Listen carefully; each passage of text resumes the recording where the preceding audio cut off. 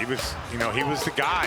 Yeah. The defensive player, knocked down the shot, and all of a sudden he started missing, become less effective really quickly. Nice effort by Williams, kicks to the corner, and that one goes. Yeah, that's a good job by Grant. Pritchard deep. Yep. That's what he does, Peyton Pritchard. It only takes one for him. And since he could shoot from that range, he really opens the floor up for himself and his teammates.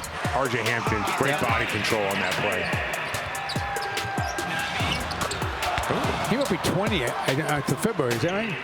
R.J. Hampton? Yeah, he's young. He's a puppy. Yeah, he is young. Good play by Jabari Parker, knocking down that three to end out the first quarter. Here's a good ball movement. There's a tip, doesn't go by Cantor. Oh, good steal.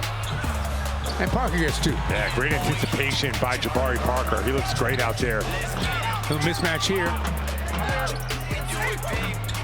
Williams has it rejected by the one and only. Oh, great hustle. Yes, indeed. Great hustle by Rob Williams. Timed that up perfectly. Hampton, a little stop and go, and no. He can't explode. Yeah, I said it. He just looks like a live body out there.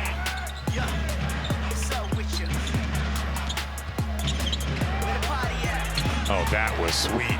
That was sweet. That's the side of Aaron Nesmith I don't know if I've seen before. I think Coach Ime Udoka would be really excited about this. All these games have been close, Scott. Yes, they have. Ooh, nice shot by Hauser. We have seen an inordinate amount of balls bounce around up there tonight on the rim. Yes, we have. Yeah, that was pure. Hauser's got a great shot. Yep. High release, and doesn't seem to be affected by anybody around in his airspace. Gonna push it. Yeah.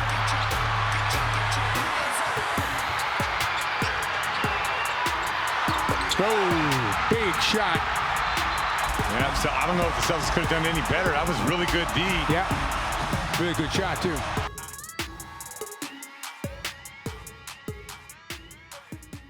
The Celtics that get their first loss of the preseason to the Orlando Magic, 103-102.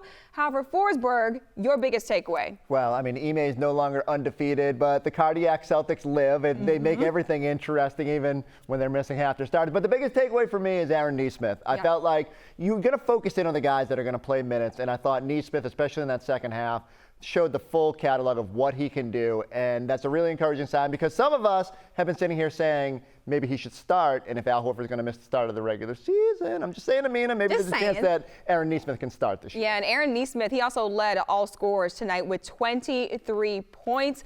When you take a look at Aaron Nesmith, Chris, just how strong of a case is he making for him to be a starter? So for me, it all comes down to just the whole toolbox right now. We'll get into some highlights later, but you see here, 23 points tonight, 8 of 16 shooting, 4 for 8 from beyond the arc, 3 rebounds, 4 assists, 12 points there in that third quarter where he kind of started to turn it up a little bit. And for me, it just comes down to, look, we know he can shoot three-pointers, right? He's got a great stroke from the beyond the arc. But what else can he do to impact the game when he's out there? And there were instances in this game where we saw a little bit more of what he can do more than just beyond the arc. There's going to be a couple of jump stops here where he gets into the lane, throwing it back to Gordon Hayward, but really kind of Jaylen Brown is taking over that move right there where you get into the lane, you turn quick, and you fade away and hit the jumper. Guy driving to the basket there, the pull-up there. I just like all that he can bring offensively to this team. And when I think about what can accentuate the talents of the Jays the most, I think being able to spread the floor and someone who can be unique offensively and kind of settle into space they create, and keep defenses honest.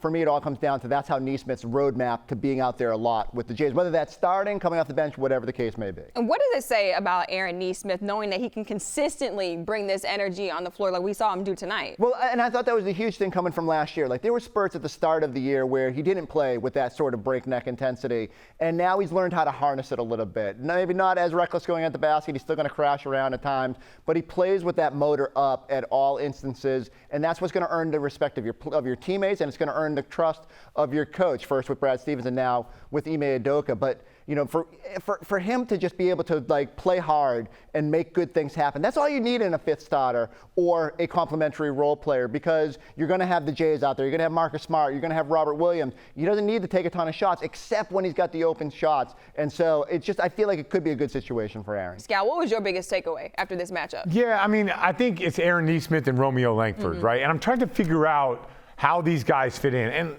that's what we do in the preseason. We try to figure out where the minutes are going to come from.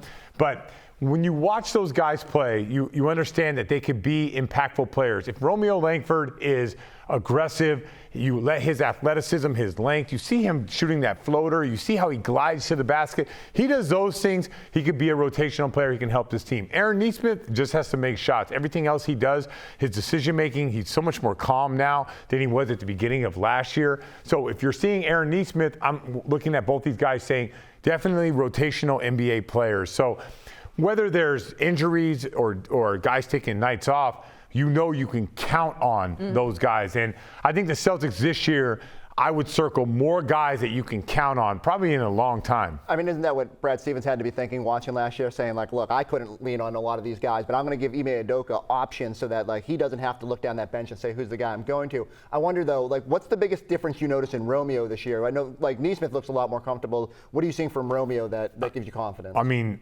he's playing confident, but it is a preseason. The real NBA is coming, and it's a little bit different. And what Romeo's doing in 25 minutes looks very different than what you're doing in 9 minutes. So, I don't overreact to that stuff. The one thing I will say is they both look like rotational players. Now, how many minutes that is, you could be the 10th guy, and the 10th guy is getting 9 minutes a game, depending on foul trouble, and then a guy goes out, you play 20 minutes a game. But Peyton Pritchard's a rotational player. This team has, to me, a lot of guys that are rotational players. Could they put the squeeze on Josh Richardson? No. You don't think so? No. If Josh Richardson shoots the way he has the last 2 years? No. I mean, yeah, if he's not making shots, for sure. But I think Josh Richardson is a staple of what they're trying to do right now.